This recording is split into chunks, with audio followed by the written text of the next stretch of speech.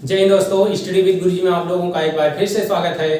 आज आप लोग इस वीडियो में असहयोग आंदोलन को स्टडी करेंगे। जी हाँ दोस्तों, इसके पहले हमारे बहुत से वीडियो बन चुके हैं, चाहे वो सल्तनत काल हो या मुगल काल हो या फिर आधुनिक भारत हो।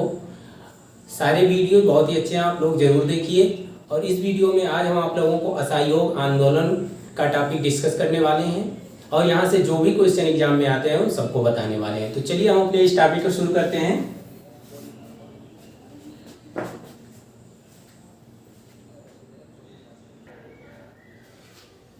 तो चलिए दोस्तों देखते हैं असहयोग आंदोलन का रीजन क्या रहा है। सबसे पहले हम इसके रीजन को देखते हैं, क्या कारण रहा है, किस वजह से असहयोग आंदोलन हुआ। तो इसका फर्स्ट रीजन रहा फर्स्ट वर्ल्ड वार और ऑटोमन साम्राज्य का विघटन।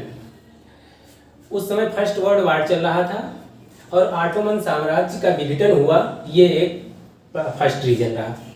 तो उस समय जो फर्स्ट वर्ल्ड वार चल रहा था, उस समय मित्र राष्ट्र और धुरी राष्ट्र में सारे कंट्री डिवाइड हो गए थे। पूरी दुनिया, पूरा विश्व जो है दो भागों में बट गया था, दो खेमों में बट गया था। एक था मित्र राष्ट्र और एक था धुरी राष्ट्र। मित्र राष्ट्रों में USA, United State of America, France, Russia, Japan और ब्रिटेन, ये मेनली कंट्रीज थे। धुरी राष्ट्रों में जर्मनी, इटली, ऑस्ट्रिया, हंगरी और ऑटोमन साम्राज्य था। तो ये इस तरह से पूरी दुनिया दो पार्टों में डिवाइड हो गई थी। ऑटोमन साम्राज्य, उस समय का ऑटोमन साम्राज्य एक बहुत बड़े भूभाग पर फैला हुआ मुस्लिम कंट्रीज का एक समूह था, जिसमें मुख्यतः तुर्की, फिलिस्तीन और पूरा आज का जो अरब एरिया है, अरब कंट्रीज जितने हैं और ईरान, ये सब मिलकर उस समय ऑटोमन साम्राज्य बनता था। ऑटोमन साम्राज्य का जो प्रमुख था वो था तुर्की। कौन था? ये तुर्की था। ऑटोमन साम्राज्य के सारे कंट्री तुर्की को अपना लीडर मानते थे और तुर्की के खलीफा को मुस्लिम साम्राज्य का धर्मगुरु मानते थे। फर्स्ट वर्ल्ड वार के समय ब्रिटेन ने भारतीय मुसलमानों को यह आश्वासन दिया कि हम तुर्की साम्राज्य को किसी प्रकार से हानि नहीं पहुंचाएंगे, उसके साम्राज्य को नष्ट नहीं करेंगे। लेकिन चूंकि तुर्की जो है वो मित्र राष्ट्रों के विरोध में फर्स्ट वर्ल्ड वार में लड़ा था, इस वजह से लड़ाई के समाप्ति के पश्चात ब्रिटेन ने तुर्की साम्राज्य को विभाजित कर दिया और तुर्की के खलीफा का पद समाप्त कर दिया। इस तरह से भारतीय मुसलमान ब्रिटेन से नाराज हो जाते हैं और एक खिलाफत कमेटी का गठन करते हैं। अली बंधुओं के नेतृत्व में एक खिलाफत कमेटी का गठन करते हैं और दिल्ली में 1919 में अखिल भारतीय खिलाफत कमेटी की बैठक में गांधी जी को इसका अध्यक्ष नियुक्त करते हैं। चूँकि उस समय गांधी जी को अपना असहयोग आंदोलन चलाने के लिए एक बड़े मुद्दे की तलाश थी जो उन्हें खिलाफत से मिल जाता है, और सेकंड जो है खिलाफत को एक बड़े सपोर्टर की ज़रूरत थी जो उन्हें गांधी जी के कांग्रेस से मिल जाता है। इस तरह से अली बंधुओं और गांधी जी के सहयोग से एक बड़े आंदोलन की पृष्ठभूमि तैयार होती है जो आगे चलकर असहयोग आंदोलन के नाम से जाना जाता है। तो ये रहा पहला रीजन, फर्स्ट वर्ल्ड वार और ऑटोमन साम्राज्य का विघटन। फर्स्ट वर्ल्ड वार के पश्चात ब्रिटेन ने ऑटोमन साम्राज्य को विभाजित कर दिया, मुस्लिम कंट्रीज का जो एक ग्रुप था उसको विभाजित कर दिया, जिससे भारतीय मुसलमान नाराज हो गए। तो ये पहला रीजन रहा। चलिए अब दूसरा रीजन देखते हैं।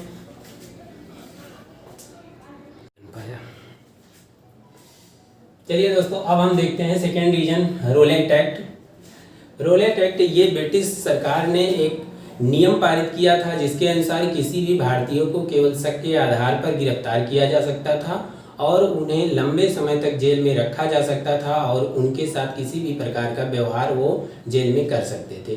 इसके विरुद्ध किसी भी प्रकार की दलील, वकील या फिर अपील नहीं किया जा सकता था। इसीलिए इस कानून को बिना दलील, बिना वकील, बिना अपील का कानून भी कहा जाता है। तीसरा रीजन रहा जलियांवाला बाग हत्याकांड। 13 अप्रैल 1919 को बैसाखी के दिन अमृतसर के जलियांवाला बाग में भारतीय लोग सभा कर रहे थे। इसमें सैफुद्दीन किचली और सत्यपाल की रिहाई के नारे लगा रहे थे लोग। इस समय जनरल आर डायर आता है और सारे लोगों को सभा को खाली करने का 2 मिनट में आदेश देता है। 2 मिनट के पश्चात वो अपने सैनिकों के साथ पूरी सभा पर गोलियों से बौछार करने लग जाता है। इसमें बूढ़े, बच्चे, जवान, महिलाओं समेत लगभग हजारों लोग मारे जाते हैं। इसके बाद तुरंत वहाँ पर कर्फ्यू लगा दिया जाता है, जिससे जो लोग बच सकते थे, जिनको ट्रीटमेंट सही समय पर मिलने पर बच सकते थे, उन लोगों की भी जान चली जाती है। तो ये 3 रीजन रहे जो असहयोग आंदोलन का मेन रीजन रहा। अब चलिए हम लोग असहयोग आंदोलन की पृष्ठभूमि तो तैयार हो गई, अब ये कैसे आगे प्रोग्रेस करता है इसके बारे में स्टडी करते हैं। चलिए दोस्तों, अब हम असहयोग आंदोलन से संबंधित कुछ इंपॉर्टेंट पॉइंट्स देखते हैं जो एग्जाम के पॉइंट ऑफ व्यू से इंपॉर्टेंट है। असहयोग आंदोलन का प्रस्ताव किसने पेश किया? तो असहयोग आंदोलन का प्रस्ताव गांधी जी ने सितंबर 1920 को पेश किया। कब पेश किया? सितंबर 1920 को। और किसने पेश किया? गांधी जी ने। कहाँ? कलकत्ता अधिवेशन में। कलकत्ता अधिवेशन में सितंबर 1920 को गांधी जी ने इस प्रस्ताव को पेश किया। इसका समर्थन किसने किया? तो इसका समर्थन अली बंधुओं ने किया, जिनका नाम था मोहम्मद अली और शौकत अली। ये 2 अली बंधु थे, और मोतीलाल नेहरू। इन तीनों लोगों ने इसका समर्थन किया। अब देखिए इस प्रस्ताव का विरोध किसने किया? तो एनी बेसेंट, जिन्ना, बिपिन चंद्रपाल, जीएस खारपड़े, सीआर दास और लाला लाजपत राय। इन लोगों ने इस प्रस्ताव का विरोध किया था। सीआर दास ने तो तुरंत ही इसका विरोध किया था। जब गांधी जी ने इस प्रस्ताव को पेश किया तो तुरंत ही सीआर दास ने इसका विरोध किया था। हालांकि सीआर दास और लाला लाजपत राय, इन दोनों लोगों ने अपना विरोध प्रस्ताव बाद में वापस ले लिया था। इस समय कांग्रेस के अध्यक्ष कौन थे? तो इस समय कांग्रेस के अध्यक्ष कौन थे? लाला लाजपत राय थे। इस समय भारत का वायसराय कौन था? तो भारत का वायसराय इस समय लॉर्ड चेम्सफोर्ड था। इस असहयोग आंदोलन का नारा क्या था? तो असहयोग आंदोलन का नारा क्या था?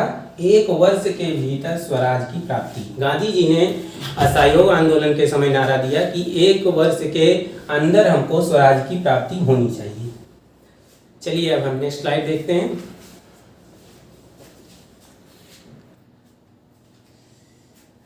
अब देखिए दोस्तों, किन किन लोगों ने त्याग पत्र दिया था इसके बारे में देखते हैं। असहयोग आंदोलन के समय किन किन लोगों ने अपनी उपाधियों से त्याग पत्र दे दिया था, उन सबको देखते हैं। तो कैसर ए हिंद की उपाधि गांधी जी ने त्याग दिया।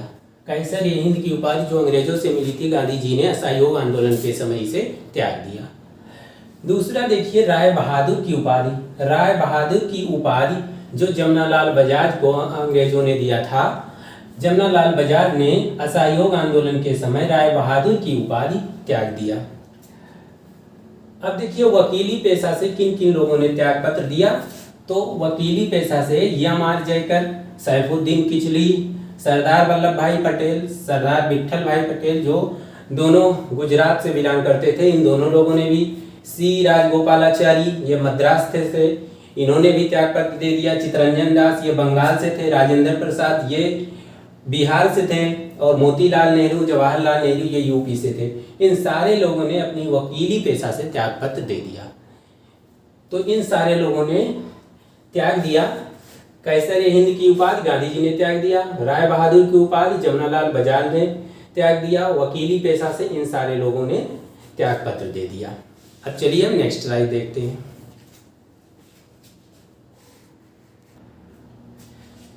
चलिए दोस्तों, कुछ और पॉइंट देखते हैं। असहयोग आंदोलन के समय किन किन नेताओं ने कहां कहां असहयोग आंदोलन का नेतृत्व किया, तो ये देखते हैं। असहयोग आंदोलन का नेतृत्व राजेंद्र प्रसाद ने बिहार में किया। तो बिहार में किसने किया असहयोग आंदोलन का नेतृत्व? तो राजेंद्र प्रसाद ने किया। कलकत्ता में किसने किया? तो कलकत्ता में सुभाष चंद्र बोस ने किया। सुभाष चंद्र बोस ने ICS की परीक्षा को छोड़ के असहयोग आंदोलन में कूद पड़े और ये कलकत्ता से असहयोग आंदोलन का नेतृत्व किए। पट्टाभ सीतारामैया, ये आंध्र डेल्टा से असहयोग आंदोलन का नेतृत्व करते हैं। J.M. सेनगुप्ता, ये चटगांव से असहयोग आंदोलन का नेतृत्व करते हैं। वीरेंद्र नाथ सैमसल, ये मिदनापुर से असहयोग आंदोलन का नेतृत्व करते हैं। असहयोग आंदोलन के समय गिरफ्तार होने वाले प्रमुख नेता कौन थे? तो वो थे मोहम्मद अली और एक थी बसंती देवी। तो बसंती देवी ये एक महिला स्वयं सेविका थी। असहयोग आंदोलन के समय गिरफ्तार होने वाली प्रथम महिला स्वयं सेविका कौन थी? बसंती देवी, जो सीआर दास की पत्नी थी। और एक प्रमुख नेता थे मोहम्मद अली। और भी लोग गिरफ्तार हुए थे बाद में, लेकिन ये जो है शुरुआत में गिरफ्तार हुए, इनका नाम प्रमुखता से लिया जाता है। चलिए अब हम नेक्स्ट स्लाइड देखते हैं। चलिए दोस्तों, अब हम देखते हैं कुछ और पॉइंट्स असहयोग आंदोलन से संबंधित। राजनीतिक जीवन शुरू किया। किन किन लोगों ने असहयोग आंदोलन के समय राजनीतिक जीवन अपना शुरू किया? तो किन किन लोगों ने शुरू किया? पुरुषोत्तम दास टंडन, गणेश शंकर विद्यार्थी, गोविंद वल्लभ पंत, लाल बहादुर शास्त्री। इन लोगों ने असहयोग आंदोलन के समय अपना राजनीतिक जीवन शुरुआत किया। औद्योगिक वर्ग, सारे लोग इस आंदोलन के पक्ष में नहीं थे। कुछ लोग और खास तौर से औद्योगिक घराने के लोग इसके अपोजिट में थे, क्योंकि उनको सबसे ज़्यादा इससे नुकसान हो रहा था। तो वो औद्योगिक घराने जो असहयोग आंदोलन के समय असहयोग आंदोलन के विरोध में एक अपना संगठन बनाते हैं, एक ग्रुप बनाते हैं। तो ये कौन कौन थे? पुरुषोत्तम दास ठाकुरदास, जमुना दास द्वारकादास, कोआ साजी जहांगीर, रोजे संताना, शीतल दाद। ये लोग औद्योगिक घराने से थे और ये लोग असहयोग आंदोलन के विरोध में एक अपना औद्योगिक संगठन बनाते हैं। इस समय असहयोग आंदोलन के समय स्वदेश की भावना सबसे ज़्यादा जागृत हुई। विदेशी कपड़ों का बहिष्कार किया गया, विदेशी चीज़ों का बहिष्कार किया गया, स्वदेशी संस्थान खोले गए, स्वदेशी स्कूल खोले गए। जो ब्रिटिश गवर्नमेंट ने स्कूल स्थापित किए थे उन सब का परित्याग किया गया। तो कुछ स्कूल कॉलेज जो उस समय बनाए गए असहयोग आंदोलन के समय, वो कौन कौन थे? जामिया मिलिया, गुजरात विद्यापीठ और काशी विद्यापीठ। ये संस्थान, ये शिक्षण संस्थान असहयोग आंदोलन के समय बनाए गए। ये स्वदेशी शिक्षण संस्थान थे।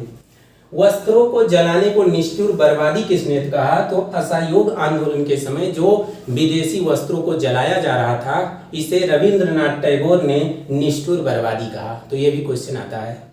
ये जो भी हम आप लोगों को बता रहे हैं सारे एग्जाम के पॉइंट ऑफ व्यू से बहुत ही इंपॉर्टेंट है और सारे क्वेश्चन एग्जाम में आए हुए हैं। चलिए अब हम नेक्स्ट स्लाइड देखते हैं। चलिए दोस्तों, अब हम देखते हैं चौरा चौरी कांड। असहयोग आंदोलन अपने चरम पर था। गांधी जी सारे राजनीतिक बंदियों की रिहाई के लिए और प्रेस से प्रतिबंध को हटाने के लिए ब्रिटिश गवर्नमेंट पर दबाव डाल रहे थे और ये कह रहे थे कि अगर आप लोग हमारी मांगों को पूरा नहीं करते हैं तो हम सविनय अवज्ञा आंदोलन शुरू कर सकते हैं। अचानक उसी समय 4 फरवरी 1922 को गोरखपुर के एक स्थान पर एक शांतिपूर्ण जुलूस पर ब्रिटिश सैनिकों ने गोली चला दी, जिससे वो जुलूस अब हिंसक रूप धारण कर लेता है और उन ब्रिटिश सैनिकों का पीछा करते हुए उनके जेल तक जाता है और 22 सैनिकों को जला देता है। जब इसकी सूचना गांधी जी को मिलती है तो गांधी जी इस आंदोलन को हिंसक रूप से बचाने के लिए तुरंत आंदोलन को वापस ले लेते हैं, क्योंकि उन्होंने कहा था कि हमारे आंदोलन में हिंसा का कोई स्थान नहीं है। हालांकि इस आंदोलन को वापस लेने पर कई भारतीय राजनेता लोग इसका विरोध भी करते हैं। उन विरोध करने वाले नेताओं में कौन कौन थे? CR दास, डॉक्टर मुंजे, मोतीलाल नेहरू, लाला लाजपत राय, सुभाष चंद्र बोस, जवाहरलाल नेहरू। इन सारे लोगों ने गांधी जी के जो आंदोलन वापस लेने पर इनका कड़ा विरोध किया। इस आंदोलन में किन किन लोगों ने भाग लिया था असहयोग आंदोलन में? तो किसान, विद्यार्थी, महिलाएं, हिंदू और मुस्लिम। हिंदू मुस्लिम एकता का सबसे बड़ा आंदोलन यही रहा। हिंदू मुस्लिम एकता जिसमें सबसे ज़्यादा दिखी वो था असहयोग आंदोलन। इसमें किन किन लोगों ने भाग नहीं लिया? तो मध्यम वर्ग के लोगों ने भाग नहीं लिया और व्यवसायी वर्ग के लोगों ने भाग नहीं लिया। व्यवसायी वर्ग के लोगों ने तो विधिवत असहयोग आंदोलन के विरोध में एक अपना ग्रुप भी बनाया था। तो इस तरह से दोस्तों ये असहयोग आंदोलन कंप्लीट हुआ।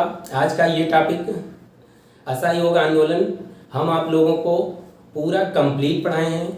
यहाँ से जो जो क्वेश्चन आ सकते हैं और जो जो क्वेश्चन एग्जाम में आए हुए हैं उन सबको हम आप लोगों को बता चुके हैं। नेक्स्ट वीडियो में एक नए लेसन के साथ मुलाकात होगी। तब तक के लिए जय हिंद।